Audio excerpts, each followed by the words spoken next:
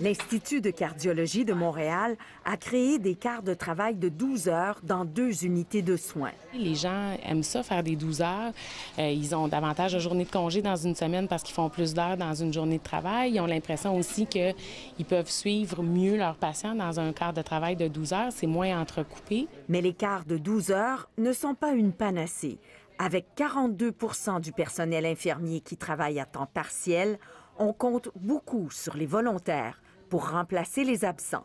Toutes les autres solutions sont bonnes avant d'en arriver à imposer le temps supplémentaire obligatoire, que malheureusement on fait.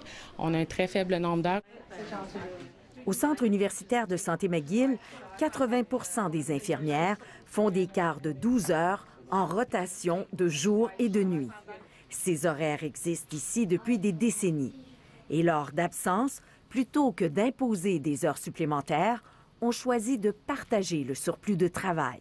Nous, dans notre philosophie, on n'accepte pas de faire du TSO. Alors, ce qu'on fait, c'est qu'on redistribue les patients avec le nombre d'infirmières qui est disponible. Ça peut arriver pendant quelques heures, effectivement, qu'on doit se répartir le travail, de faire un petit peu de la réorganisation selon des priorités. L'infirmière-chef, souvent, elle est très présente durant ces périodes-là où il y a des manques. Ironiquement, cette approche pousse des infirmières à faire volontairement des heures supplémentaires.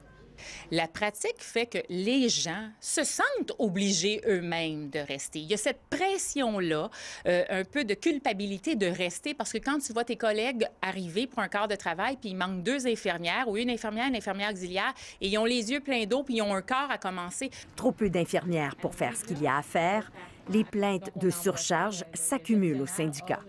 On n'a pas ajouté du personnel. Donc, de penser qu'avec les 12 heures, il n'y a plus de problème au niveau du fardeau, c'est vraiment de se mettre la tête dans le sable. Sur le vrai débat présentement dans le réseau, qui est aussi le fardeau de tâches, les ratios professionnels-passants.